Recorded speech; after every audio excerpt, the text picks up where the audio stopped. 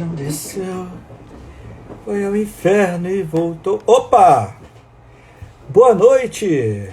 Muito boa noite! Estamos ao vivo mais uma vez na nossa live de medicina de emergência, medicina intensiva.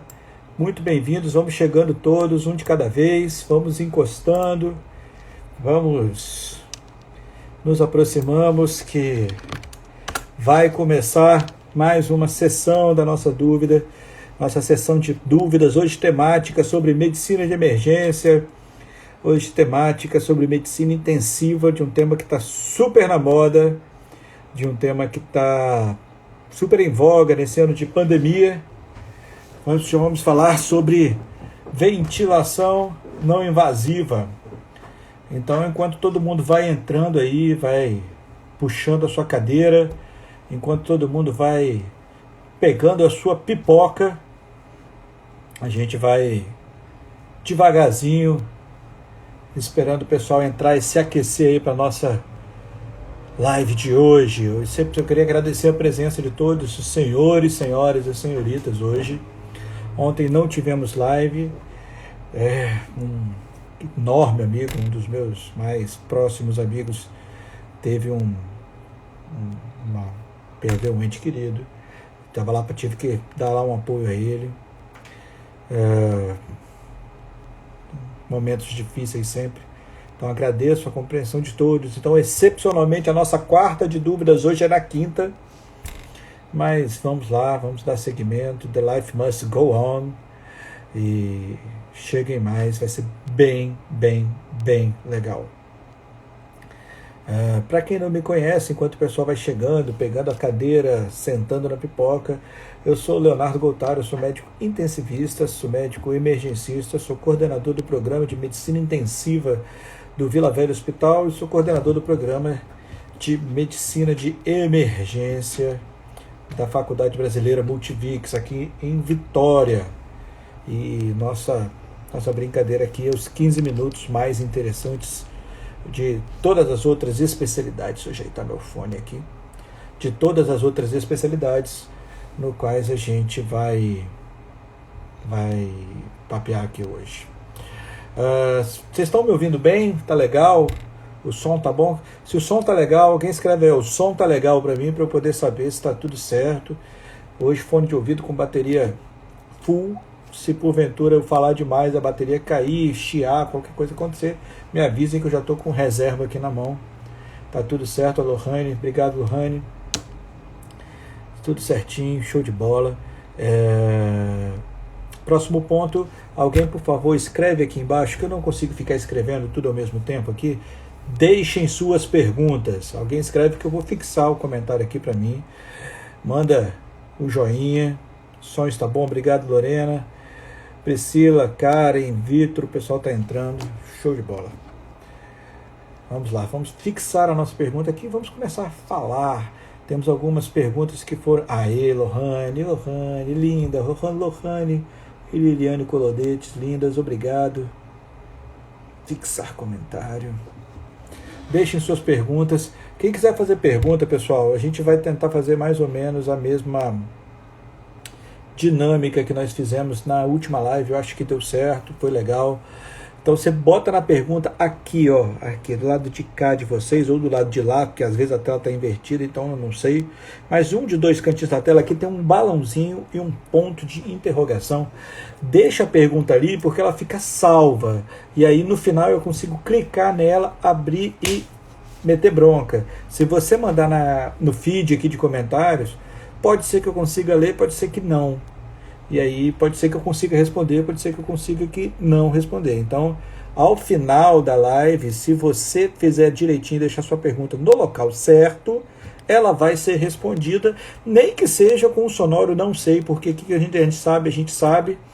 E quando a gente não sabe, a gente não sabe. Embora a velhice já nos ensine alguma coisa. Muita gente me mandou parabéns essa semana que passou agora. Completei 19 anos de formado, já sou de maior em medicina, já posso ser preso até como médico. Piada sem gosto, mas tá bom, tá valendo. Ó, as perguntas já começaram a chegar aqui. Ixi, já tem um monte. Vamos deixar guardados aqui. Ó, tem algumas aqui que eu já vou colocar aqui assim na tela, só para a gente ir aquecendo. A Raíssa Galo botou aqui, ó.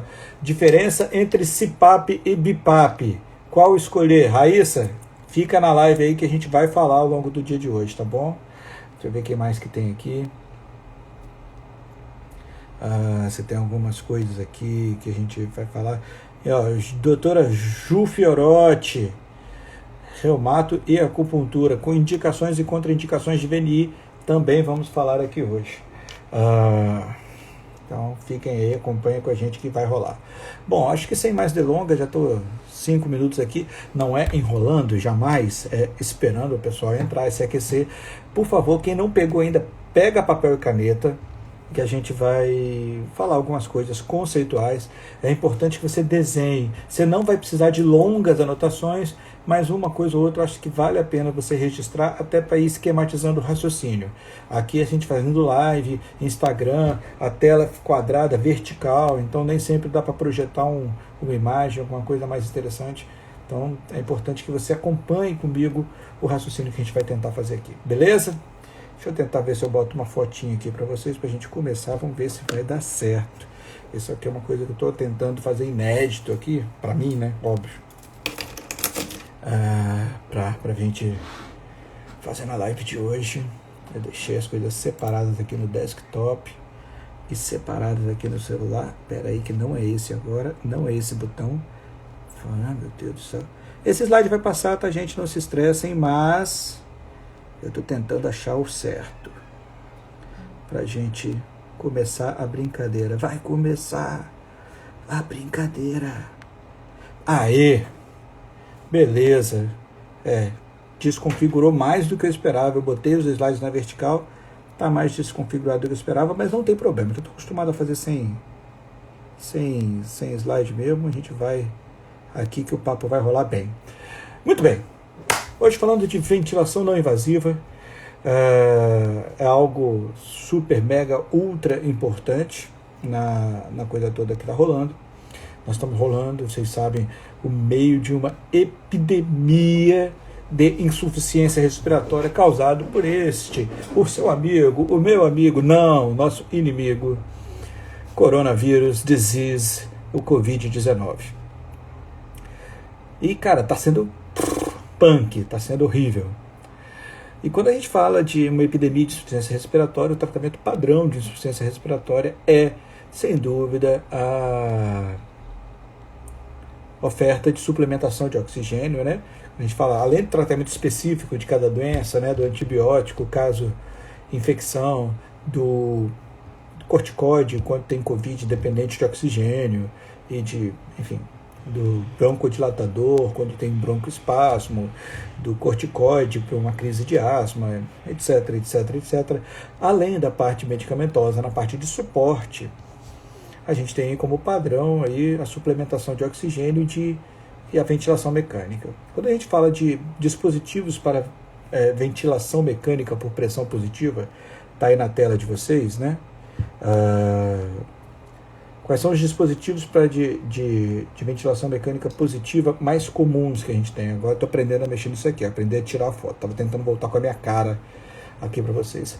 Vocês já conhecem, né? A gente tem basicamente aí a máscara laríngea, a gente tem o tubo orotraqueal, a gente tem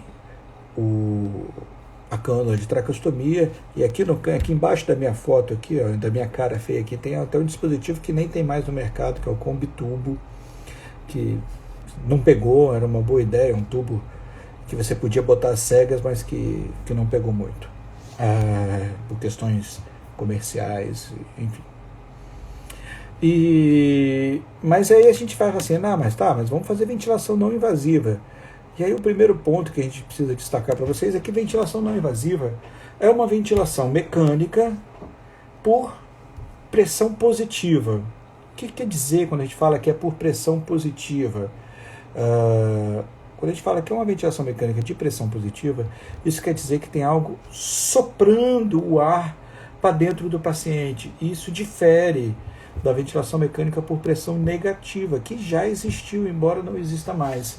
A ventilação mecânica por pressão negativa era, por exemplo, praticada quando a gente tinha os antigos pulmões de aço, e que, por sinal, era ventilação mecânica por pressão negativa não invasiva, porque lá no pulmão de aço o paciente não usava tubo, ele respirava, né, sem ser invadido, então não deixava de ser uma forma de ventilação não invasiva, só que era uma ventilação não invasiva por pressão negativa.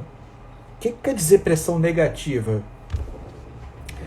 A pressão positiva, a gente fala que alguma coisa está sob pressão positiva em ventilação mecânica quando tem um dispositivo, virar de lado aqui, tem um dispositivo soprando na sua cara, ou na goela, ou na garganta, através do tubo da traqueostomia, enfim, quando o dispositivo empurra o ar para dentro. E hoje em dia esse é o padrão, que os dispositivos empurrem o ar para dentro. Parece óbvio, mas não é. Por que parece óbvio, mas não é? Porque já houve uma ventilação mecânica por pressão negativa. Quando você, quase que você entrava dentro do corpo do paciente e colocava ali um aspirador que aspirava o ar para fora, ou aspirava o ar lá dentro do pulmão para fora. Como assim? Como é que faz isso? Era o raciocínio mais ou menos do pulmão de aço. Eu vou explicar rapidinho aqui só como contexto histórico. Mas o que era o pulmão de aço? Era como se você colocasse vamos fazer uma simulação aqui, viajar um pouquinho na maionese, depois a gente volta para a vida real. Mas vamos viajar como é que a gente ventila normalmente? Eu abri essa caixinha de perguntas aqui no Insta, uns tempos atrás, para dizer isso. Como é que é a ventilação? Né? O que é a ventilação? Qual a diferença de ventilação para respiração? E aí muita gente postou, etc. A maioria confundindo alguns conceitos, mas enfim, tentar ir ao ponto. O que é respiração? Respiração é um processo complexo.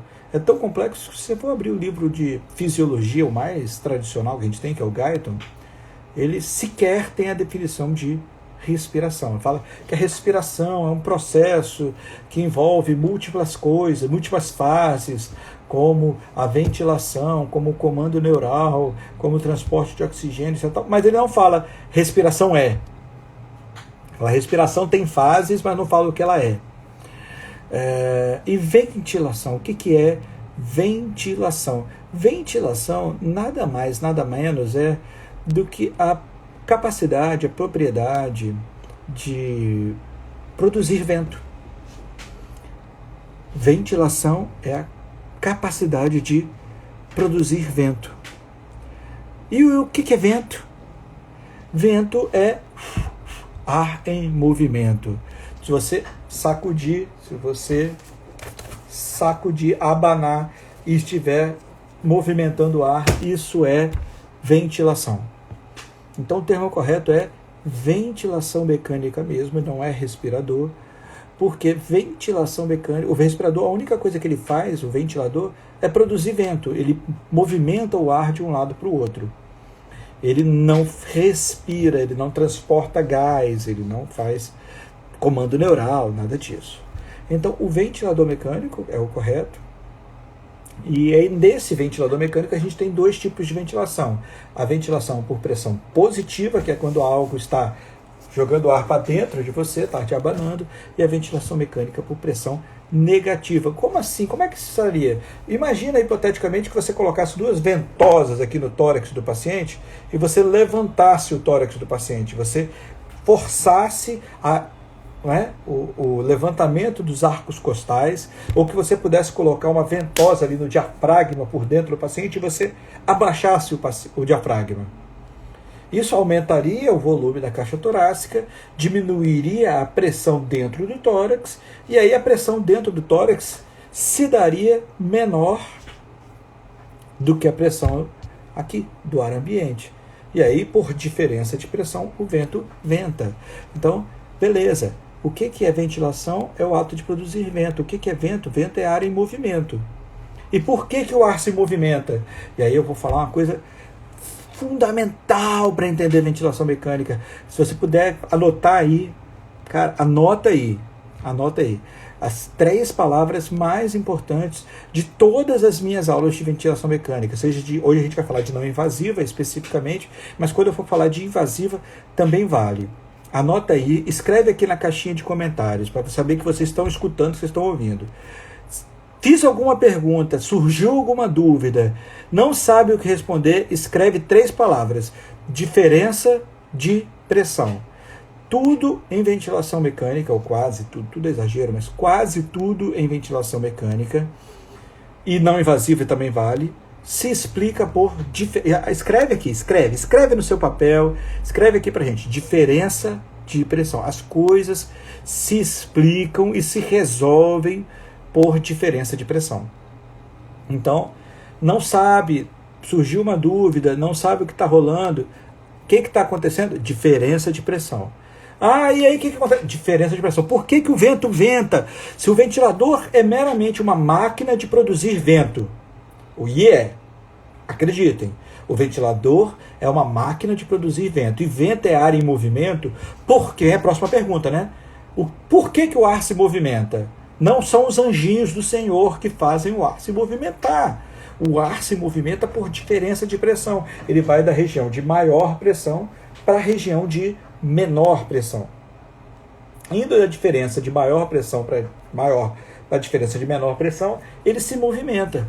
E se movimentando, né, ele obviamente carrega consigo suas moléculas. Então, o vento é ar em movimento, o ventilador só produz vento. E aí vamos aproveitar para a gente já deixar claro alguns conceitos aqui. Eu tô dando um passo atrás em VNI, tá, galera? Eu estou falando conceitos básicos de ventilação, mas eu acho que os fundamentos, entender a porra da ventilação mecânica é o único jeito de você nunca mais decorar essa merda. Porque as pessoas me perguntam por que eu dou aula de ventilação mecânica e falam que não entendem, porque elas decoram, né? Aí você vai ler o guideline, tá assim: ventilação mecânica no TPOC. Ah, tem lá uma receitinha de bolo: PIP baixo, tempo inspiratório baixo, volume corrente de 6 ml por quilo, piriri piroró. Aí tem outro capítulo: ventilação mecânica no obeso. PIP mais alto, manter o volume corrente mais alto, né? Garantir o volume minuto, piriri pororó. Aí a pessoa decora DPOC e decora no obeso. Aí quando chega a porcaria de um obeso DPOC, de um gordo fumante, o que faz? Dá nó, né? Dá nó na cabeça. Por que dá nó na cabeça? Porque não entendeu, porque decorou. Se você entende, você não precisa... Primeiro que você nunca mais vai decorar nenhuma dessas tabelinhas de PIP, volume corrente, etc. Para DPOC, asma, SARA, pneumonia, edema agudo, para nada. Porque tudo isso é facilmente deduzível. É facilmente deduzível que você vai entender, você vai deduzir. Eu vou te perguntar, a gente vai entendendo. Você deduz, não, pô, DPOC tem aprisionamento de ar, tem hiperinsuflação, então vamos ter um PIP mais baixo, um tempo inspiratório mais baixo para poder sair o ar. É fácil quando a gente entende. Bom, enfim, como eu disse, eu estou voltando a alguns rudimentos aqui de ventilação mecânica, que é para a gente entender. E eu estava explicando o rudimento da diferença de pressão positiva para ventilação de pressão negativa. A ventilação mecânica por pressão positiva é quando algo assopra o ar aqui para dentro. Perdão. A gente vai bebendo água e coisa, né? Normal, tem um refluxozinho. Todo mundo tem. Se você fala que não tem, é mentira. Também tem. Acontece. E a pressão negativa é como se você de dentro estivesse aspirando o ar lá para fora. Ah, professor, mas isso é viagem na maionese, né? Ninguém cola uma ventosa aqui no tórax do paciente, fica levantando e abaixando, ou dentro, lá por dentro do diafragma, fica puxando o diafragma para baixo. Isso não existe. Exatamente assim não, mas já existiu de forma semelhante. Por exemplo, você botava o paciente, eu não estou com o slide aqui, mas depois eu posso mandar para quem quiser. Você bota um paciente dentro de uma caixa Paciente deitado ali dentro da caixa. Paciente deitado dentro da caixa.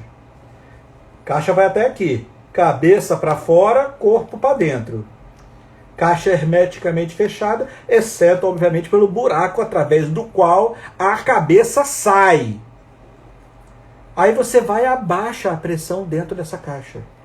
Como é que você abaixa a pressão dentro dessa caixa? Qualquer pula-pula de pracinha dos namorados sabe. É só você botar um motorzinho ali e ficar expulsando o ar de dentro da caixa.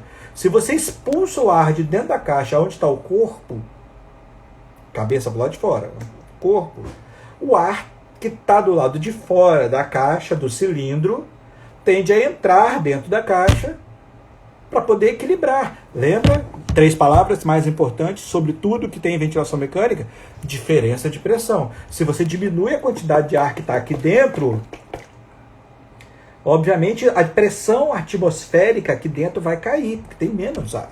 O ar fica mais menos denso.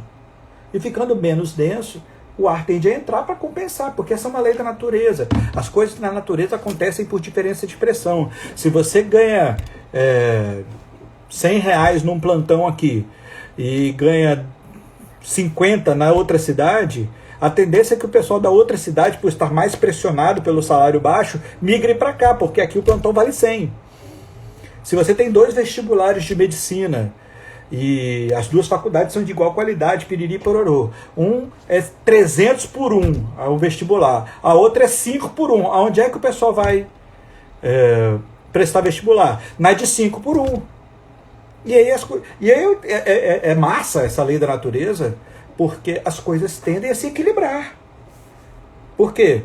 Se tem uma que é 300 por 1, uma que é 5 por 1, todo mundo começa a prestar na que está menos concorrida, e aí, a concorrência dessa aqui diminui, dessa aqui aumenta, e as concorrências tendem a se igualarem. Essa é uma lei da natureza. Sempre que há diferença de pressão, as pressões tendem a se igualarem. Se você bota a diferença de pressão numa caixa, o ar entra e a pressão iguala. Né? Essa é uma lei da natureza que vale para o movimento humano. Se você tem 2 ônibus, um mais cheio, um menos cheio, você vai para o ônibus menos cheio, porque você está menos pressionado ali.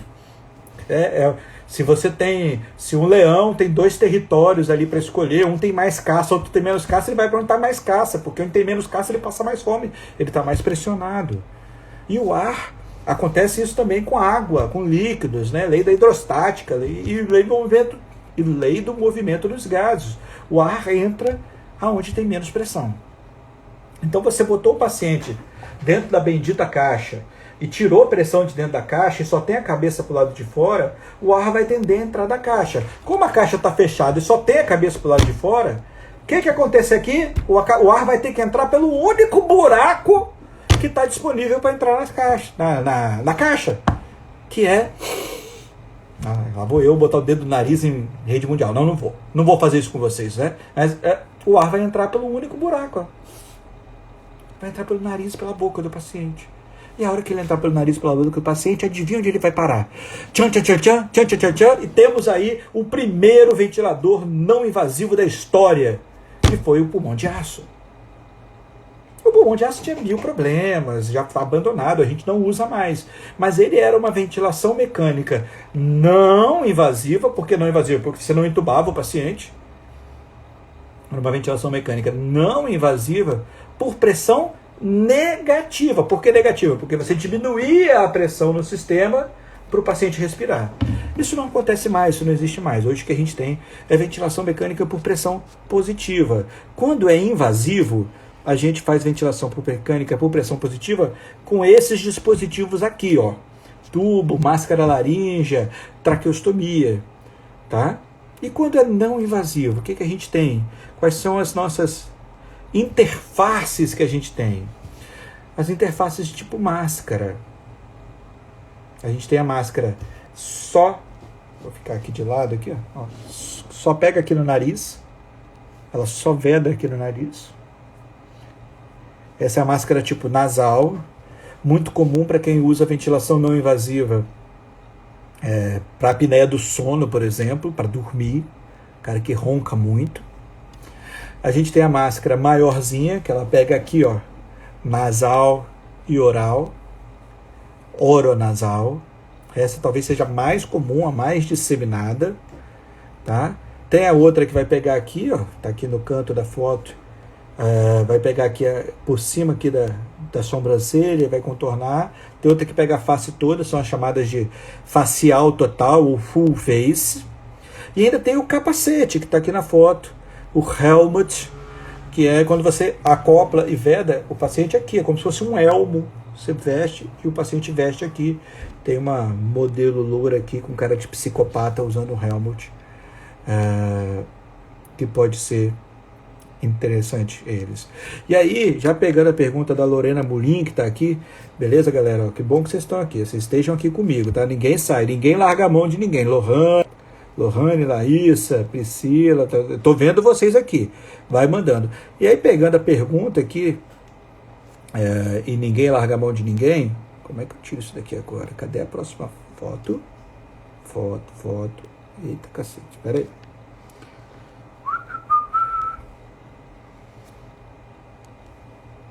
Não. Espera aí, gente, estou apanhando aqui do Insta.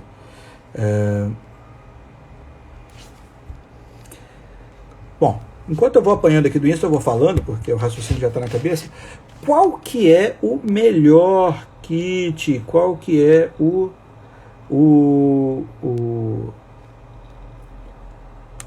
certo a ser utilizado? O certo a ser utilizado, pessoal, é realmente a máscara kit. Vocês conhecem a máscara kit? Eu falo muito do score kit, hoje eu vou falar da máscara kit. É a máscara que você tiver. Dentre esses 5, 6 modelos de máscara aí, normalmente no seu hospital, na sua UPA, até mesmo nas UTIs, você não vai ter opção de você ficar escolhendo, eu gosto da full face, eu gosto do helmet, eu gosto... Gente, é que tiver. Até porque essas máscaras aqui, esse material, eles... agora foi, achei. Então, qual escolher? A que tiver. Por quê? Porque normalmente esse material, além de você não ter opção entre os vários tipos de materiais, eles ainda têm tamanho, porque tem gente que tem cabecinha, tem gente que tem cabeção, então tem gente que tem boquinha, tem gente que tem bocão. Então, se você pegar, por exemplo, a oronasal, tem tamanho PMG, de pequeno, médio, grande, GG, sei lá. Os helmets também, a full face também, né, de facial total. Então, assim, qual escolher? Pelo amor de Deus, escolha a que você tiver. E além da que você tiver, a que o paciente melhor se adaptar. Tem paciente que sente claustrofobia se você botar uma oronasal, mas se você botar uma full face, não. Tem paciente que não tolera full face, mas vai tolerar aquela só nasal. Tem paciente que vai precisar do helmet, do elmo. Então, escolha a que você tiver, tá bom? E às vezes você tem do tamanho tá errado, então do tamanho certo, piriri pororô. Ainda hoje eu vou falar como adaptar essas máscaras, tá? E aí você vai ter, além de escolher a interface, você vai ter que escolher um modo de VNI. E basicamente VNI, ventilação não invasiva, hoje por pressão positiva, como a gente costuma fazer, tem 2 modos, o CPAP e o BiPAP. Vamos explicar o que é isso. Então aqui eu já falei, ventilação não invasiva é ventilação por mecânica por pressão positiva, que não, aqui está cortado, mas eu vou lendo para vocês, tá bom?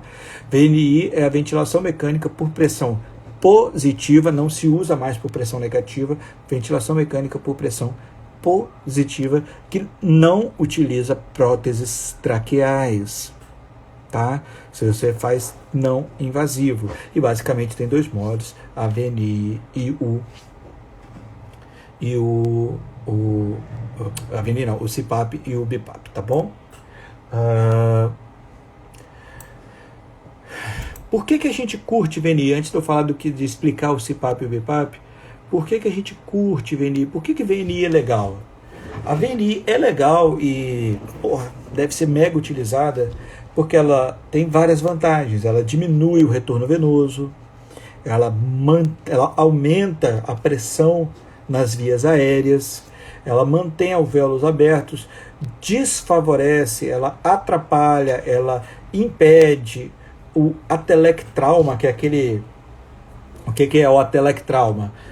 O atelectrauma é quando você tem um alvéolo que na inspiração ele abre e na inspiração ele fecha, ele colaba.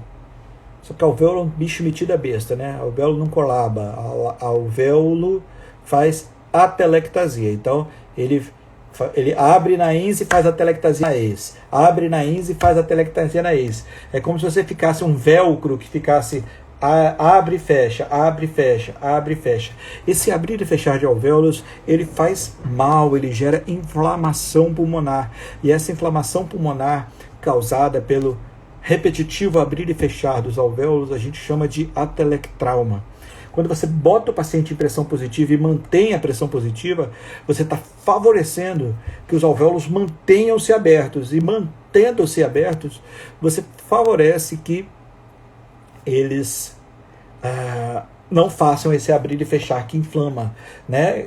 Professor, mas se ele não abre e fecha, como é que ele ventila? Ele abre na ins e na ex ele diminui de tamanho, mas não chega a colabar. Então ele faz ins, ex, ins, ex, ins, ex, mas sem necessariamente colabar. E aí isso é a melhor maneira da gente trabalhar os alvéolos, né? É o Open Lung Approach, é a abordagem de pulmões abertos. Então essa é uma outra vantagem enorme da ventilação não invasiva, da VNI.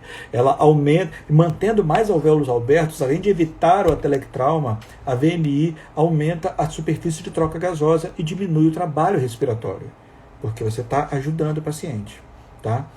Ela propicia, está escrito aí, vou ler só para ler, o repouso parcial da musculatura respiratória, tá? E aí vamos falar dos modos VNI, quais modos de VNI você tem para escolher. A gente tem basicamente 2 modos de VNI para escolher. O mais complexo deles é o mais fácil de entender. Vem comigo, vem comigo. Qual que é o modo de VNI mais, entre aspas, complexo? É o chamado BiPAP. Tá? O que é o BiPAP? É um modo de ventilação mecânica não invasivo, no qual o aparelho tem 2 pressões. Uma pressão é a pressão da fase ex, da exalação, com E de escola. Com E de escola. Então, essa pressão da fase ex, ela fica constante ali, constante. O aparelho mantém aquela pressão direto. Vamos botar um número aqui genérico, só para vocês terem noção e acompanharem com números, fica mais fácil de ver o raciocínio. Por exemplo, 5. Então, o aparelho vai manter 5 centímetros de água de pressão ali no sistema o tempo integral. Quando o paciente faz um esforço respiratório, ele pega aqui no bulbo, manda um disparo lá para o diafragma, desce voltagem lá no nervo frênico, o diafragma se contrai e o diafragma abaixa. Isso espontaneamente pelo paciente. E quando o diafragma abaixa, essa pressão que o aparelho estava mantendo constante, né, no sistema, o sistema inclui o pulmão, né, porque você conecta aqui o paciente, amarrou aqui o cabestro aqui atrás, botou o paciente em VNI, o paciente está, naturalmente, ele está... É como se você estivesse fazendo um sistema só, o pulmão está em conexão direta com aquela pressurização. Então, quando você abaixa o diafragma, o sistema todo, inclusive o sistema do aparelho, diminui a pressão. Só que o aparelho está percebendo, ele está medindo o tempo todo o que está acontecendo. Ele está vendo que a pressão normal, que era programada para ele, era de 5. Se essa pressão cai para 3, o aparelho entende que algo aconteceu. Algo aconteceu. E ele tem um sensor para perceber isso, essa queda na diferença de pressão. E aí, quando esse sensor percebe essa queda na diferença de pressão, o cara que fez o software, o cara que programou e você que regulou o aparelho, já tem lá a colinha. Toda vez que cair a pressão, é sinal de que o paciente está tentando encher o peito. É sinal de que o paciente está tentando inspirar. É sinal de que o diafragma do paciente abaixou. E se o diafragma do paciente abaixou, se o paciente está tentando inspirar, se o paciente está tentando encher o peito, você, aparelho, tem que dar uma força para ele. Então, a pressão está constante em 5. De repente, o paciente fez um esforço, a pressão caiu para 3, o aparelho percebe essa queda de pressão e aí ele tem uma ordem lá no software dele de jogar essa pressão para cima. E aí ele, em vez de dar 5, ele vai dar 10, por exemplo. E ele vai manter essa pressão em 10 enquanto o paciente estiver fazendo inspiração. Quando o paciente terminar de inspirar, ele volta para o nível basal para o qual ele foi programado. Ele volta para 5. Deixa eu botar isso na tela para vocês entenderem melhor. Isso aqui, ó. Isso aqui é um BiPAP. Tá? Aqui onde está o 5, aqui na reta, vocês estão vendo um 5 aqui no cantinho da tela de vocês. Tá? Esse é um gráfico que mostra pressão no eixo da vertical e tempo na horizontal. Então, é a pressão ao longo do tempo. Aqui, ó, onde está, vê essa linhazinha que está escrito aqui, ó, 5 aqui. Imagina uma linha imaginária que fosse horizontal o tempo todo aqui. Se você mantém essa pressão constante ali, nada ia acontecer. Mas se você ligasse o aparelho numa bexiga de aniversário, num balão de assoprar, ia ficar uma linha reta ali no 5. Mas não, você não ligou o aparelho numa bexiga de aniversário, num balão de assoprar. Você ligou o aparelho num paciente. O paciente faz esforço. E quando o paciente faz esforço, aí é o primeiro item, aí, ó, tem uma setinha, tem todas as setinhas vermelhas aí, a pressão cai. Por que a pressão cai? Porque o tórax aumenta de volume, né? A intercostal levanta, o diafragma abaixa, o tórax aumenta de volume e a pressão cai. E aí quando a pressão cai, o aparelho percebe isso através de um sensor que ele tem, um sensor de pressão. E aí o aparelho, em vez de continuar em 5, ele dobra a aposta. Ele vai, por exemplo, estou chutando o número aqui, esses números você pode programar, mas o aparelho, por exemplo, vai para 10. E aí quando está em 10, ele sustenta lá em cima até cair, até a inspiração acabar. E aí o que acontece? O aparelho ele dá mais pressão justamente quando o paciente está querendo mais ar. E isso é legal. Isso é o top das galáxias. Porque o aparelho ele cicla junto com o paciente. Na INS ele dá mais e na EIS ele dá menos. Entenderam? Perceberam? Isso é importante. E isso vai se repetindo ciclicamente. Então, deixa eu achar um outro slide que mostra isso aqui melhor. Ó, esse aqui é legal, ó. Então a gente pode dividir esse mesmo gráfico, exatamente o mesmo gráfico, a gente pode dividir aí o que é inspiração, a fase de inspiração, ó, vai desde a depressão da pressão, que acontece quando o paciente começa a inspirar, ali já está inspirando, a pressão caiu, aí continua a inspiração rolando, a pressão sobe, até que o gráfico volta para a linha de base. Aí já é a exalação, aí já é a expiração. Esse é o BiPAP. E BiPAP é bem legal. O BiPAP é o método que mais se aproxima do fisiológico, né? Então, cortou aqui um pouquinho, mas eu vou ler aqui o que está para vocês. BiPAP é um modo de bilevel, né? De 2 níveis, de bilevel positive air pressure, né? Bi de bilevel, PAP quer dizer pressão positiva na via aérea, pressão positiva na via aérea, né? Então, positive air pressure, bilevel positive air pressure, BiPAP. BiPAP é um modo ventilatório espontâneo. O que quer dizer isso? Quer dizer que ele acompanha o paciente. Quando o paciente faz INS, ele faz INS. Quando o paciente faz EIS, ele faz EIS. Tá? E o paciente controla tanto o início da INS quanto a duração da INS. Então ele inspira quando ele quer e o aparelho vai junto com ele, e ele expira quando ele quer. E quando ele expira, o aparelho desce junto com ele e volta para aquela linha de base, que no nosso exemplo aqui foi 5 centímetros de água. Ele é caracterizado muito claramente por trabalhar com 2 níveis de pressão, uma INS e uma EIS. que no caso de não invasiva,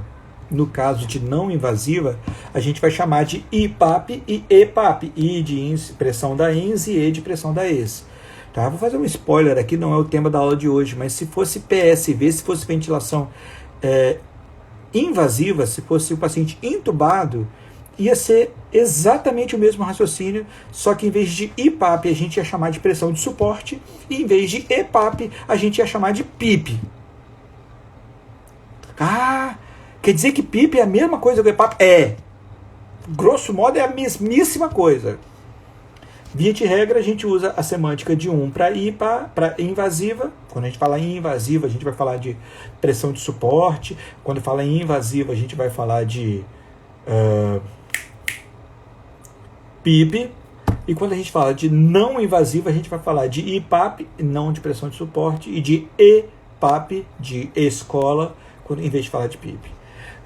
É um método ciclado a fluxo e disparado a fluxo, então aí vocês entenderam mais ou menos como ele funciona, e ele é bem legal.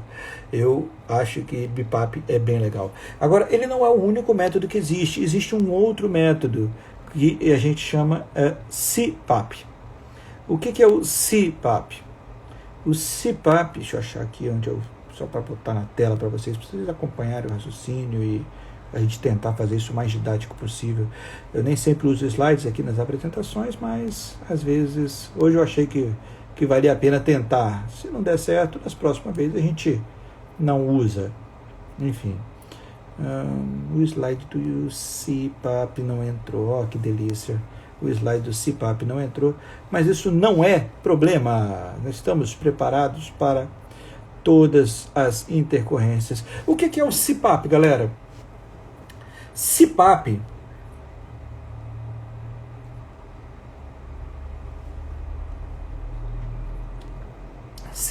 é a mesma coisa que o BIPAP. A diferença é que ele é mais simples. O que é mais simples no CPAP? O CPAP tem a mesma linha de base ali, o mesmo PIP de 5, a mesma pressão de 5, só que quando o paciente faz uma inspiração, o aparelho não muda a pressão, ele continua oferecendo os mesmíssimos 5. Ele não cicla junto com o paciente. Menos legal, né? É menos legal. Professor, mas se tem um que cicla, por que eu vou usar o que não cicla? Pois é, você não vai. A gente vai dar preferência a BIPAP na grande maioria das situações em medicina de emergência e em medicina intensiva. Mas ainda assim, para CPAP, existem indicações. Assim, uma indicação muito comum de usar CPAP, que o aparelho não precisa ficar ciclando junto com você, ele só bota uma pressão, é quem tem apneia do sono, por exemplo, e que a língua, na hora que vai dormir, ronca, né? Ronca igual a matraca. Ronca igual a matraca. Vou mandar um abraço para o meu amigo Adenilton Rampinelli, sem nenhuma referência. Eu lembrei aqui, aleatoriamente, lembrei dele, não sei porquê, mas queria aproveitar e mandar um abraço para ele. Essa história de roncar, enfim. Eu estava falando de paciente que ronca, né? É isso, vamos voltar. Paciente ronca igual a matraca, ele vai dormir em casa com o CPAP, ele não está em emergência, ele bota o CPAPzinho e o CPAP só ajuda a manter aqui a via aérea aberta, porque o ronco muito frequentemente é colado, porque a língua cai, fecha a via aérea e faz a apneia do sono. A gente eventualmente acha que o colega de plantão vai morrer de tanta apneia, mas aí de repente, passado 15 segundos sem respirar, ele respira e você fica aliviado, enfim. Então o CPAP tem essas indicações. E mesmo para quem está em emergência, por exemplo, edema agudo, o CPAP pode ajudar, porque ele já vai ajudar a manter o alvéolo aberto.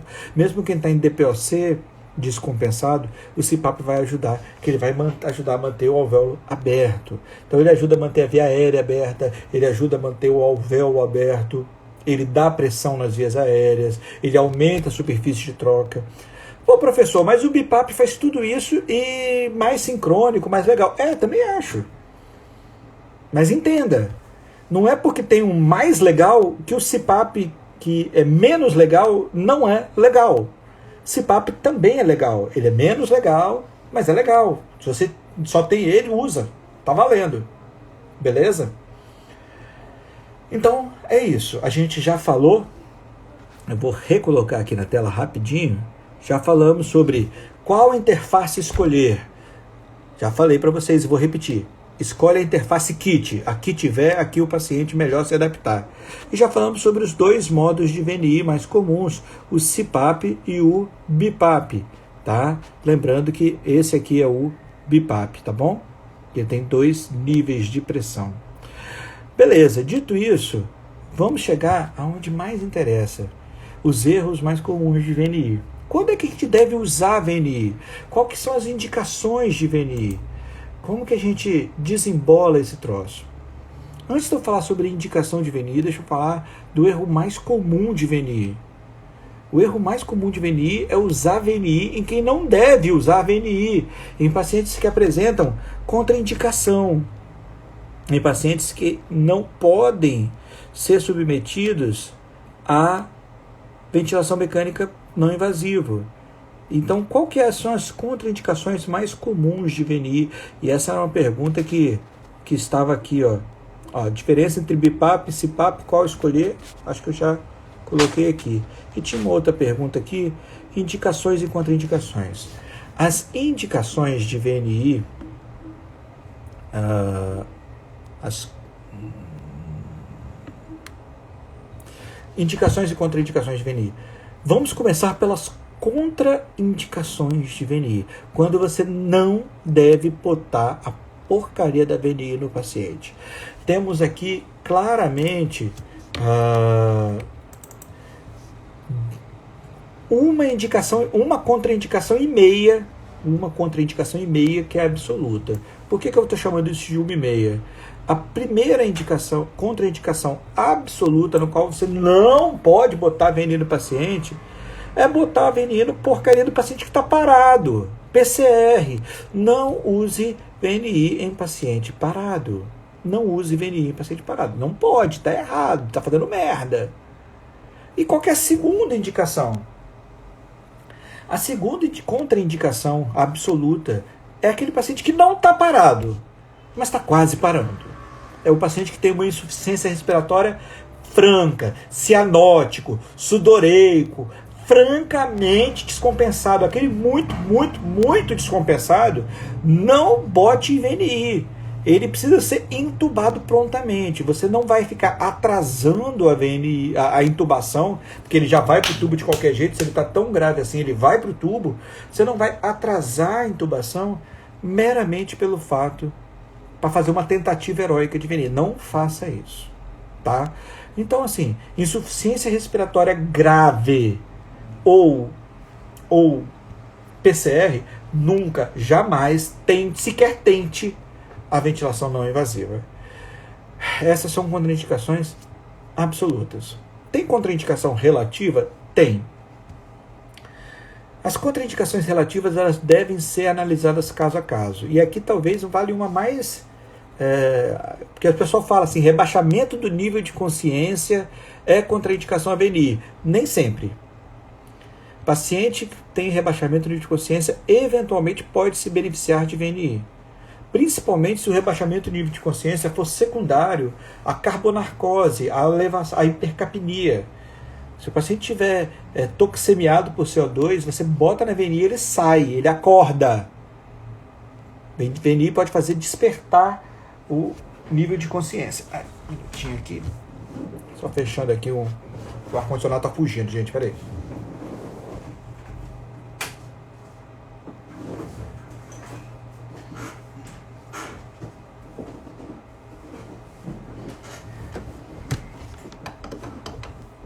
Só um minuto. Resolvido. A contraindicação, a não invasiva, ela pode ser utilizada em pacientes rebaixados, desde que a causa do rebaixamento seja a própria insuficiência respiratória. Por exemplo, nas carbonarcoses. Outras contraindicações relativas, que eu acabei de citar uma, rebaixamento do nível de consciência, contraindicação relativa. Outra contraindicação relativa, não absoluta, é a São cirurgias recentes, por exemplo. Pacientes com cirurgia neurológica recente, cirurgia facial recente, trauma abdominal, obstrução de vias aéreas superiores, paciente que tenha... paciente está vomitando, é contraindicação VNI. É uma contraindicação relativa. Contraindica? Sim, contraindica. Mas é uma contraindicação absoluta, proibitiva. Não. Caso a caso. Você pode optar por fazer exceções nisso. A paciente fez uma cirurgia de esôfago recente. Isso contraindica VNI caso a caso. Tá? Via de regra, sim, contraindica. Via de regra, sim, a gente evita. Mas não é 100% obrigatório. Não é a heresia das heresias. Você vai ser crucificado e jogado no mármore do inferno se você tentar, porque tinha uma indicação muito bem feita. Então, pegando a lista de contraindicações relativas, papel e caneta na mão, vou repetir devagar, tá bom? Contraindicações absolutas, 2. PCR e insuficiência respiratória grave. Tá? Aquela que tem necessidade de intubação e você vai ficar enrolando, não enrola. Contraindicações relativas. Vamos lá. Paciente desorientado, contraindicação relativa. Paciente vomitando, contraindicação relativa. Paciente rebaixado, contraindicação relativa. Relativa, pode ter exceção. Paciente com falências orgânicas, como por exemplo encefalopatia, arritmia, contraindicação relativa. Contraindicação relativa, repetindo, está contraindicado, mas pode ter exceção. Beleza? Trauma de face, está contraindicado, mas pode ter exceção. Paciente com corpo estranho, está contraindicado, mas pode ter exceção. São contraindicações relativas. Mas, assim, beleza. E quais são as indicações? Cara, essa é a parte mais legal. Se você sabe quando não usar a VNI, se você sabe quando não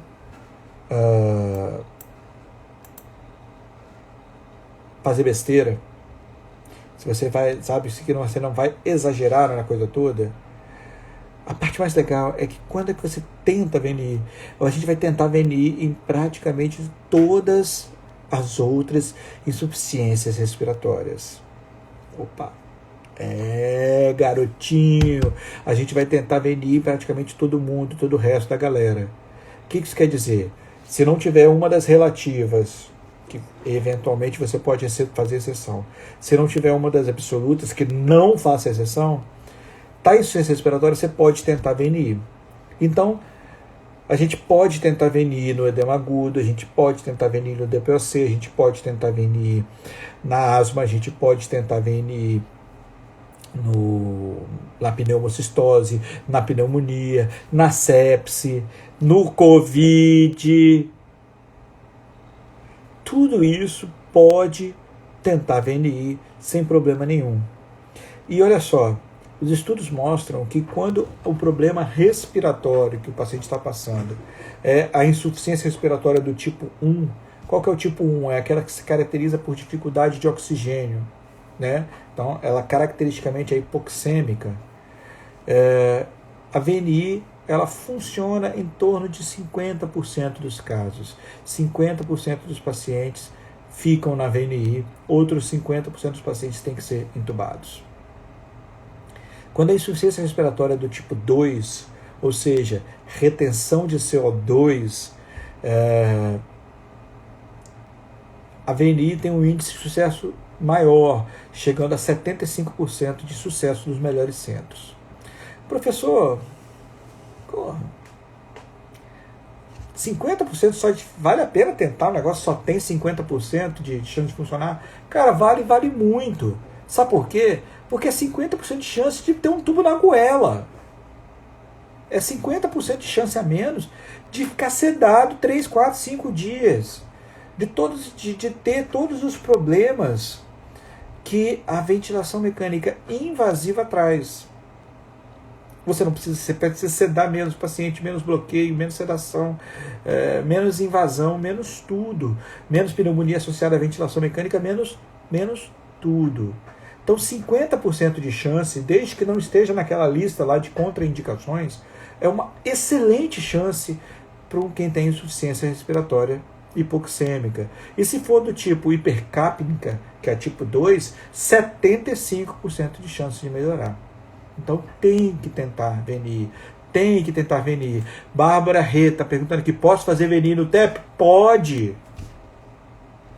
Pode. Ajuda. Ela não vai necessariamente desobstruir a artéria que está lá obstruída, obviamente, né? Não vai desobstruir a artéria obstruída do TEP, mas ela pode ajudar recrutando outras áreas de pulmão que eventualmente não estariam aeradas, não estariam abertas, para poder fazer troca gasosa, para poder fazer hematose, sem que aquela área que não tem hematose, porque não tem troca gasosa, porque está obstruída pelo TEP, seja comprometedora. Então sim, pode.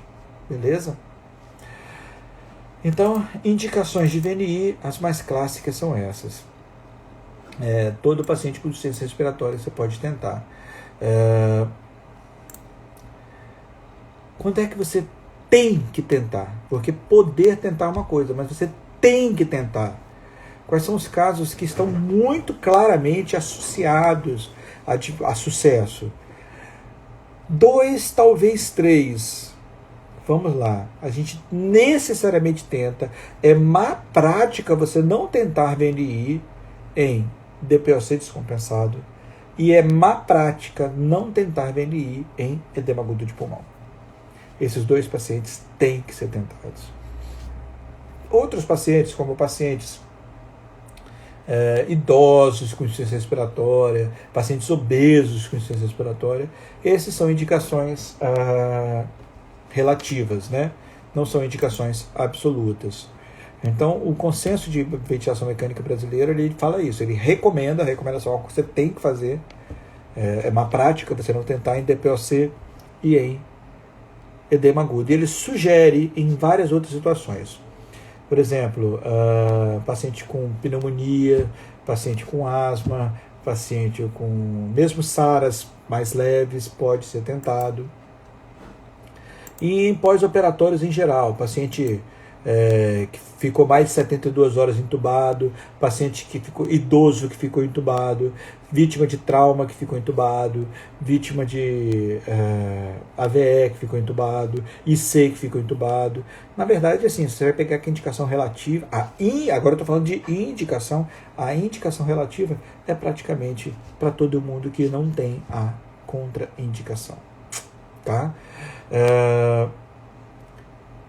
Importante falar de um aspecto da VNI sobre indicações e contraindicações da VNI no processo de extubação do paciente. Na extubação do paciente, a gente tem ali 2 tipos de VNI. Quando você extuba, o paciente estava entubado, estava em ventilação mecânica invasiva, tubo na goela, e aí você resolveu extubar o paciente, e no que você extuba o paciente, você, por achar que é um paciente de risco, você extuba o paciente e imediatamente você coloca ele na VNI. Você está usando o VNI intencionalmente como uma medida de transição entre estar entubado e estar respirando sozinho. Isso a gente chama de VNI facilitadora. A VNI facilitadora da extubação, ela é uma boa prática, é recomendada e a gente faz praticamente para todo mundo. Existe um outro tipo, que é quando você extuba o paciente, você não pensou em fatores de risco, você não decidiu por qualquer motivo colocar a VNI imediatamente. Aí esse paciente, 6 horas depois, ele evolui com insuficiência respiratória. E você tá com dorzinha, tá com peninha de entubar o paciente de novo. Aí você vai botar a VNI para tentar evitar a intubação, a reintubação. A GD Álvares, nosso colega intensivista, entrou aqui, ele sabe disso tão bem quanto a gente. Não use ventilação não invasiva como medida de resgate de uma extubação que falhou. Se você extubou e colocou VNI para aumentar sua chance de sucesso, ótimo. Agora você extubou, rolou um insucesso por qualquer motivo, não tenta cancelar o insucesso, evitar a reintubação botando VNI. Essa VNI de resgate daquela que deu errado, da extubação que deu errado, ela é má prática. Se a extubação deu errado, intube. Tá? Fato, intube. Não postergue intubações que são decididas para tentar VNI, nem no paciente que nunca foi intubado, nem no paciente recentemente extubado. Beleza? Beleza. Deixa eu botar novamente um negócio aqui na tela, porque nós já falamos de quando é que a gente indica, quando é que a gente não indica. E aí a gente tem as dois erros mais comuns que a gente tem sobre ventilação não invasiva. Quais são os dois erros mais comuns que a gente tem sobre ventilação não invasiva? É a pessoa que deixa de tentar a VNI quando ela está bem indicada, por exemplo, o DPOC, o edema agudo. E a pessoa que tenta demais e não desiste da VNI quando você vê que não está dando certo. E aí a gente precisa saber, e isso precisa estar na cabeça, assim, isso tem que estar muito claro para todo mundo. A gente precisa saber quais são os critérios de falha de ventilação não invasiva. Quando é que a gente sabe que a ventilação não invasiva deu errado? Porque quando é que a gente separa aqueles 50% que deixam de ser intubados dos outros 50% do qual não vai se beneficiar? E aí é importante ter isso. Então, como é que a gente faz isso? Decidiu botar na VNI o edema agudo, por exemplo, que tem 50% de chance de dar certo, 50% de chance de dar errado. Como é que eu sei se deu certo ou deu errado? Vamos lá, se liga. Você vai deixar o paciente na VNI por 30 a 120 minutos, de meia hora a 2 horas. E você vai observar o paciente. Se o paciente piorar a insuficiência respiratória a qualquer momento, acabou a brincadeira, tubo na goela. Se o paciente não melhorar, você vai observando.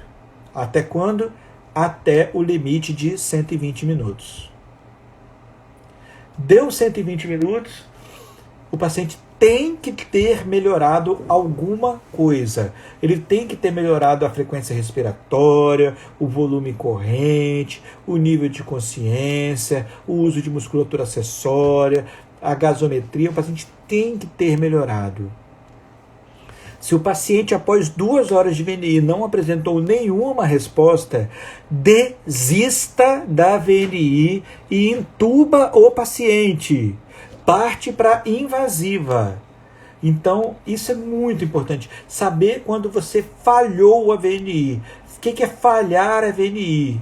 Não melhorar após 120 minutos, ou 30 a 120 minutos, ou piorar a qualquer momento. Isso é falha de VNI. E falha de VNI é tubo na goela. Beleza? Tá? E se melhorar? Beleza, melhorou, show de bola, o paciente está respondendo, tira um pouco da VNI, se você achar que deve, que já dá para tirar, para dar um descanso, faz outra sessão mais tarde, vamos que vamos. Importantíssimo isso, beleza, galera? Entendido? Dúvidas até aqui? A Lorena está perguntando, existe um tempo máximo que o paciente pode ficar em VNI? Lorena, dificilmente as pessoas toleram ficar mais do que 2 horas seguidas. Mas se o paciente estiver tolerando bem, não. Agora, lembrar que o paciente fica 4, 5 horas pendurado na VNI, você tem que afirmar com muita categoria de que ele precisa da VNI para ficar bem. Porque se ele fica 2, 3 horas na VNI e continua dispneico, provavelmente isso é uma falha de VNI que você está se recusando a enxergar. Tá? Então, assim, beleza. Como é que a gente faz para instalar a VNI? Deixa eu botar na tela aqui, ó. Primeiro ponto. VNI é um procedimento que a gente tem que fazer conversando, muito bem conversado com o paciente. Porque ela tem que ser uma máscara que fica... o cabresto aqui atrás fica amarrado e tem que estar uma vedação, tá? Um erro muito comum é alguém querer amarrar o cabresto aqui atrás extremamente vedado, extremamente apertado. Por quê? Porque se você vai no extremo disso aí, você provavelmente está machucando o paciente. E aí, se o paciente está machucando, você não vai conseguir a colaboração dele. O paciente que estiver com dor não vai ajudar você. Então você posiciona o paciente a 45 graus, explica o paciente a técnica, explica o objetivo da VNI, garante que ele vai colaborar com você, e aí você começa a colocar o paciente em VNI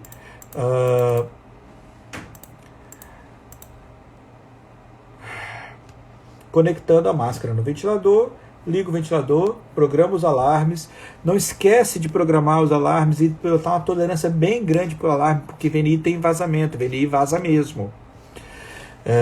Silencia os alarmes para eles não ficar apitando, e você começa colocando a máscara de VNI no paciente com a sua mão. Você não vai direto para amarrando atrás da cabeça dele. Você coloca ali, segura, deixa ele perceber como é que é aquele vento que sopra para dentro, sopra para fora.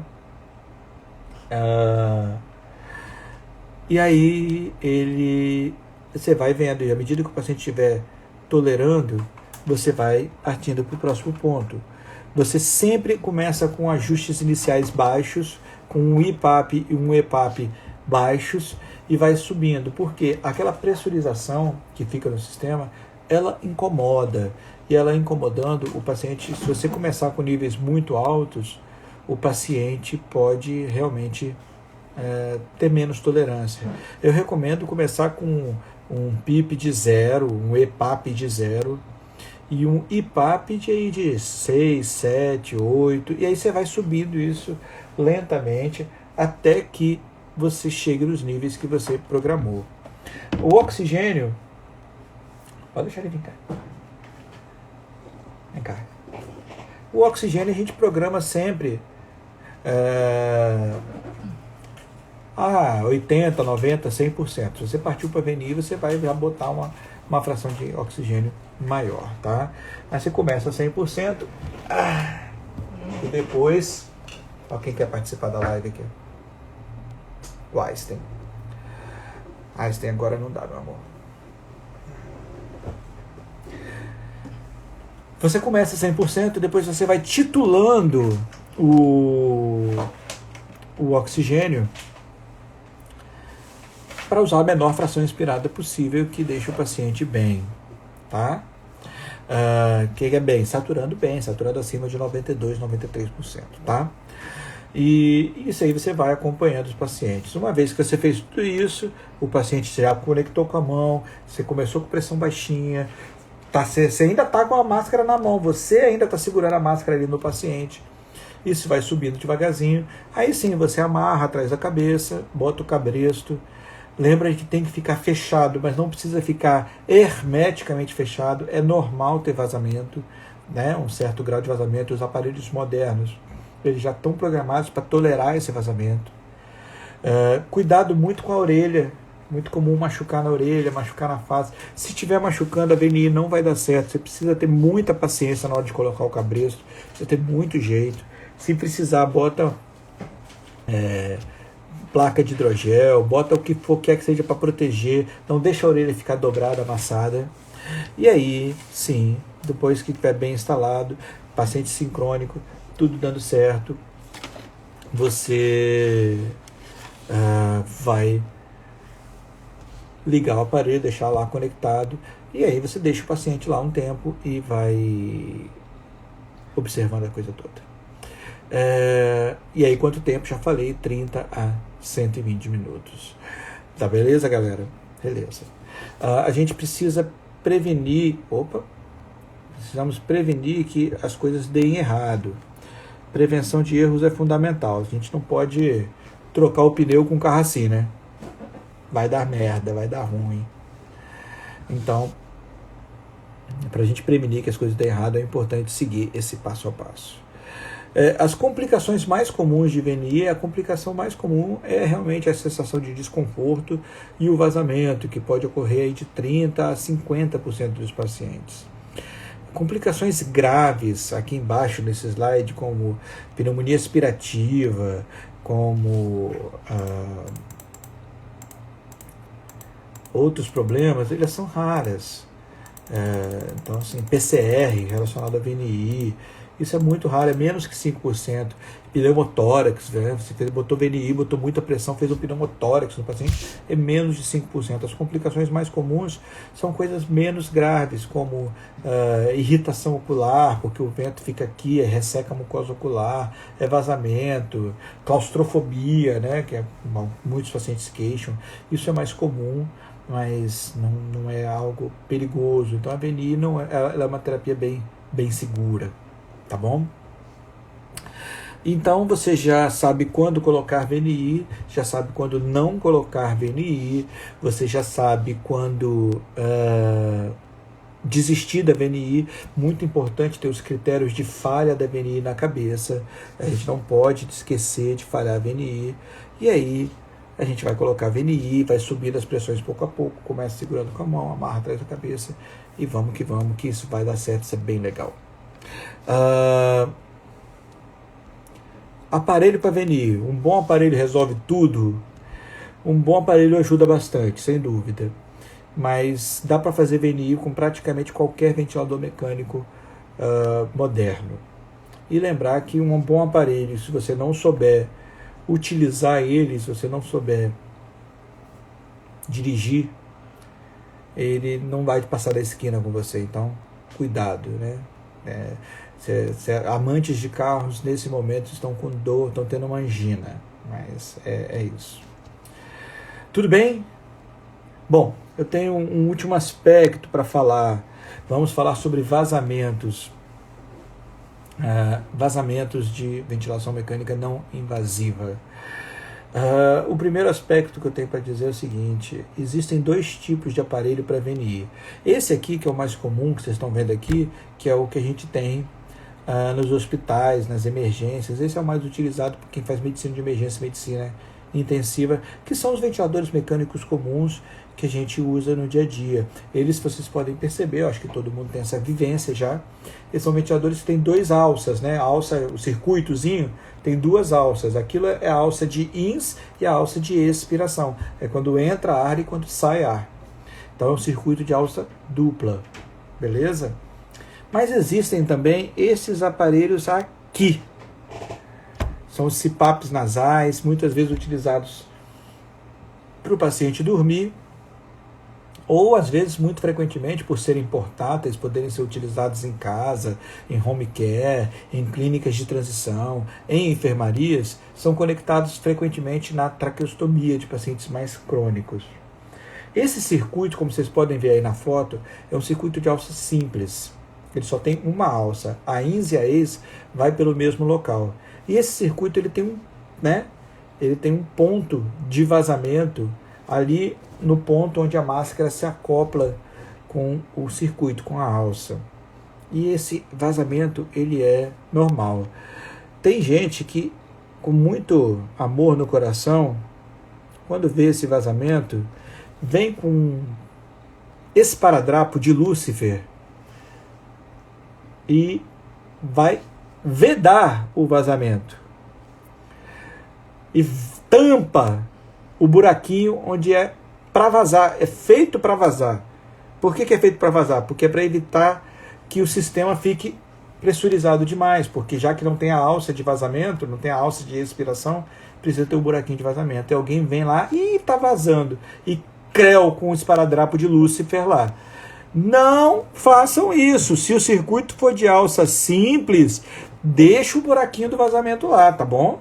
Deixa vazar, necessariamente. Isso eu já vi muito, né? Estão rindo aqui, mas o pessoal está rindo aqui no feed, mas eu já vi muito. E a pessoa cheia da boa vontade. Não façam isso, beleza?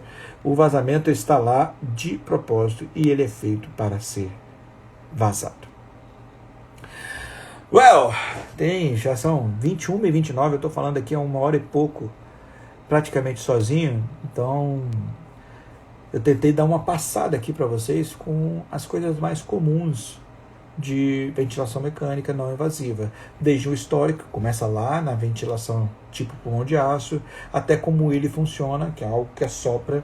Eu costumo falar que o ventilador mecânico ele é literalmente igual àquela compressor de borracheiro, qual você pega a sua bike, vai no posto de gasolina e assopra. dentro da bike, ele assopra lá 33 libras, bota 28, bota 30 libras, o ventilador mecânico é igualzinho. Ele é só um compressor de borracheiro metido a besta. Tá? Falando sobre o que é CPAP, o que é BIPAP. Se você tiver opção na emergência, via de regra, você vai optar por BIPAP. Umas dicas sobre como acoplar a ventilação e, enfim, falamos sobre as complicações mais comuns. E se eu puder deixar algumas recomendações finais aqui na aula, eu vou abrir a caixinha de perguntas, mas se puder deixar algumas recomendações finais aqui na aula, lembrem, indicações absolutas de VNI, aquelas que você não pode deixar de tentar, DPOC e edema agudo. Contraindicações absolutas de VNI, aquelas que você não pode tentar, nunca, nem tenta. Parada cardíaca e insuficiência respiratória muito, muito grave.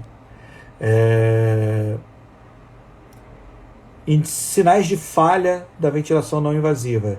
Botou na VNI, achou que vale por bem tentar. Piorou a qualquer momento, é falha. Não piorou, mas também não melhorou após 30 a 120 minutos, é falha. E aí a solução é tubo na goela. Beleza? Técnica começa devagar e vai aplicando as coisas aos poucos. VNI dá trabalho para botar. Uma VNI bem colocada leva aí 10, 20, 30 minutos ao lado do paciente para você colocar. Tá? Não é algo que você bota no paciente das costas e vai embora. Tá bom? Vamos abrir a nossa caixinha de maldades aqui, onde vocês mandam perguntas que vai deixar o paciente doido. A Lohane deixou uma aqui que eu adoro. Edema agudo, CPAP é melhor? DPOC exacerbado, BIPAP é melhor? Sim e não. O que acontece, Lohane? Essa pergunta é muito comum. Qual o melhor método para cada um dos coisas? O que acontece foi que os trabalhos que mostraram melhora do edema agudo fizeram CPAP versus não usar VNI. O grupo comparação, quando saíram esses trabalhos no edema agudo, comparou CPAP contra não usar nada. E aí CPAP ganhou de não usar nada. E quando os trabalhos saíram com DPOC, saíram com BIPAP contra não usar nada. E aí os trabalhos mostraram que BIPAP é melhor do que não usar nada. E aí saiu essa lenda urbana aí, que se for edema agudo é CPAP, se for DPOC é BIPAP. Mas não é. Por que não é? Porque, na verdade, você pode usar tanto CPAP quanto BIPAP nas duas ocasiões. Você vê o que o paciente tolera melhor e usa o que der.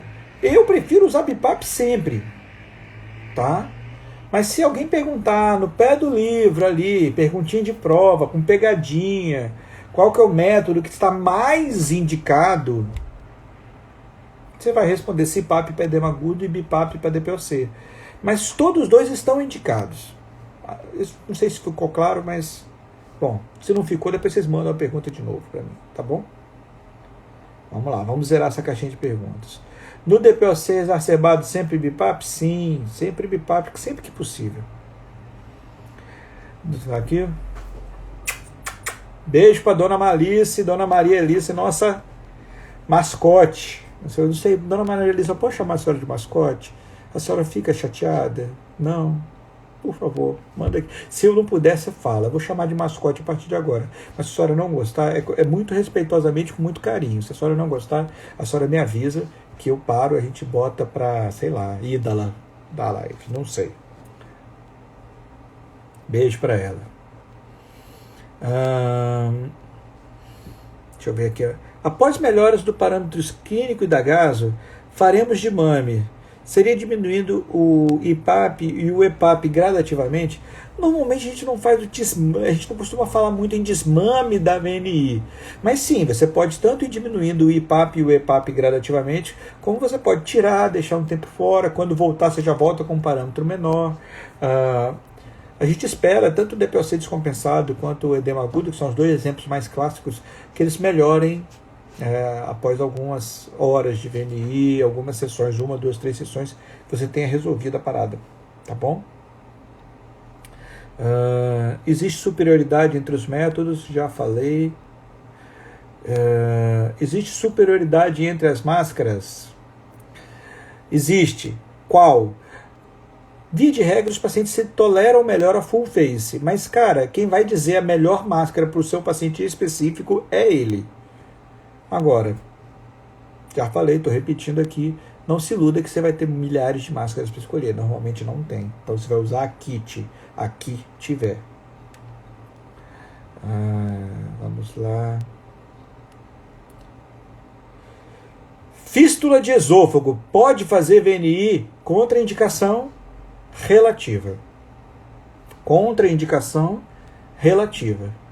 Você vai evitar VNI numa fístula de esôfago, mas se for a opção, tipo, é um edema agudo, você acha que vai sair, é melhor fazer a fístula de esôfago do que entubar o doente? Então, contraindicação relativa. Tá bom, Lorena? Obrigado pela pergunta. Quem tiver pergunta, é hora e agora, hein, galera? Essa da fístula de esôfago, essa aqui acho que já apareceu, deixa eu tirar ela da caixinha. Pós-op de cirurgia digestiva que evolui com edema agudo de pulmão. Faz VNI ou entuba direto? Faz VNI. Contraindicação relativa. O cirurgião vai reclamar. Mas eu, a não ser que seja um edema agudo gravíssimo, que o paciente já está em franca dispneia, já está em franca piora, que você vê que já está falência de musculatura respiratória, eu tento VNI sim. E deixo o cirurgião fazer mimimi. Tá? Porque intubar o paciente não é uma opção banal. Tá? A gente está falando entre uma medida salvadora de vidas, que é VNI, e uma medida que tem várias complicações. Intubar não é opção banal. A gente evita, não é... Nossa, adoro fazer VNI em pós-op cirurgia digestiva. A gente evita, mas se não tiver jeito, eu acho que vale a pena sim fazer um trial de VNI, principalmente se for cirurgias mais baixas. Né? Uma esofagectomia, que o nosso famoso está aqui em cima, a gente tem uma tolerância menor. Se for assim, sei lá, qualquer coisa depois do piloro, para mim, porra, né? Mas tem aquela clássica pergunta que eu pergunto para os cirurgiões nessas horas, né? Você deu ponto ou você passou cola tenaz? Você juntou a anastomose com cuspe, porra? Né? Colou a anastomose? Não, você deu ponto, não deu? Porra, se eu confio na sua anastomose, quem é você para não confiar? Então, vamos que vamos. E Jordan BF faz um especial Semana da Ventilação Mecânica. Será? Talvez. Vamos considerar. O que vocês acham? Se tiver muito pedido aqui, a gente faz um pedido, a gente faz uma Semana da Ventilação Mecânica. Aí a gente começa lá nos rudimentos, que a gente já pincelou hoje, mas que foi pincelado, porque eu queria ir direto para a VNI. A gente fala lá dos rudimentos de ventilação mecânica, dos fundamentos de ventilação mecânica, fala sobre modos básicos, PCV, VCV, e aí a gente mete bronca. Tá bom? Será? Depende de vocês. Se vocês curtirem, se vocês gostaram dessa aula, manda o joinha, reproduz a aula, me manda inbox, me manda direct, e aí a gente tenta expandir isso aí. Tá bom? Eu acho que a nossa caixinha de perguntas zerou. Opa. Tem uma pergunta aqui interessante. Pode colocar o paciente em VNI e prona ao mesmo tempo? Essa é a minha pergunta, muito. Juliana Sif. Juliana, muito obrigado pela pergunta. Essa é uma pergunta muito, muito interessante. Muito a ver com o tema do Covid, porque isso está rolando, né? A gente começou a fazer prona espontânea e ao mesmo tempo fazer VNI. Olha só, a indicação de pronar o paciente, a indicação formal de pronar um paciente em ventilação mecânica, são aqueles pacientes que têm uma relação PF menor do que 150, a despeito de uma boa ventilação mecânica invasiva. Vou repetir. A indicação formal de pronar um paciente em ventilação mecânica é uma relação PaO2 sobre FiO2 menor que 50, a despeito de uma boa ventilação invasiva. Então, assim, prona espontânea, tem alguns trabalhos já mostrando que não diminui a incidência de intubação. Tem um trabalho do Júlio Alencar e os colaboradores lá na USP, muito interessante a esse respeito. A prona espontânea, o paciente respirando espontaneamente, a prona espontânea não diminui a chance dele ser intubado. Às vezes ela melhora o conforto. Então, eu uso prona espontânea no meu serviço, mas eu uso como medida de conforto do paciente. Eu não uso para evitar a intubação, porque parece que ela não evita. Se o paciente está tem indicação formal de... Você está usando VNI, eu prefiro que ele faça VNI de barriga para cima. Por quê? Porque se ele está precisando de prona para melhorar, provavelmente esse paciente já cai naquela categoria de insuficiência respiratória grave. E sendo insuficiência respiratória grave, ele tem indicação de ser intubado e não de ser colocado na VNI. Então a prona, tradicionalmente, é uma medida de resgate da insuficiência respiratória grave. E sendo uma medida de resgate da grave, sendo grave, contraindica a VNI. Agora, isso é o tradicional, tá, gente? Agora, na pandemia, eu já tentei alguns pacientes, mas sinceramente, não acho que é a melhor coisa, não. Então, assim, VNI tem muitas de indicações e contraindicações relativas, a gente falou disso aqui nesse papo inteiro. Eu, sinceramente, guardaria essa hipótese de pronar o paciente em VNI para uma exceção e não para regra. O paciente que está fazendo VNI não melhorou, que vai pronar, dificilmente essa pronação vai ser o que vai evitar o paciente ser intubado. Então, se o paciente está fazendo VNI e não melhorou, antes de pronar, eu pensaria em intubar o paciente, sinceramente. Tá bom? Mas a pergunta é excelente, e aqui eu estou dando, Juliana, o famoso nível J18 de evidência, que é a opinião de especialista. No caso, o palestrante que vos fala, tá? Essa é uma opinião minha. Normalmente as coisas não se misturam, não. Deixa eu ver se tem mais alguma pergunta. Não sei mais perguntas. Eu já estou falando há quase 1h30 para vocês. Não há tempo para mais nada. Então, queria agradecer a presença de todos. Hoje, num dia diferente, queria agradecer que vocês apareceram aqui. Acho que para mim foi bem legal. Espero que a gente se encontre mais vezes. Semana que vem voltamos às quartas-feiras, quartas de dúvidas, mas provavelmente a partir de semana que vem, se não na outra, a gente vai passar a ter 2 lives semanais novamente. A gente já fazia antes do Natal, paramos para o Natal, um pouquinho para as férias, voltaremos a fazer 2 lives semanais.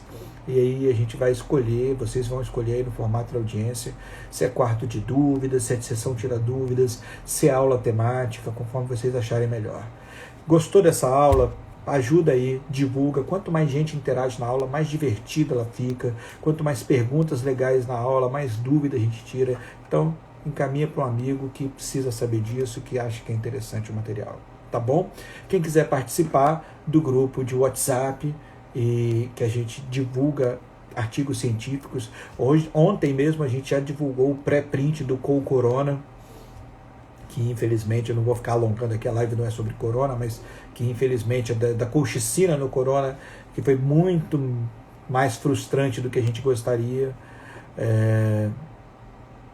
Quem quiser participar desse grupo de WhatsApp e acompanhar essas discussões, principalmente sobre artigos e guidelines, é só me mandar um direct que a gente inclui você e toda a sua turma de faculdade, de liga, enfim, quem quiser.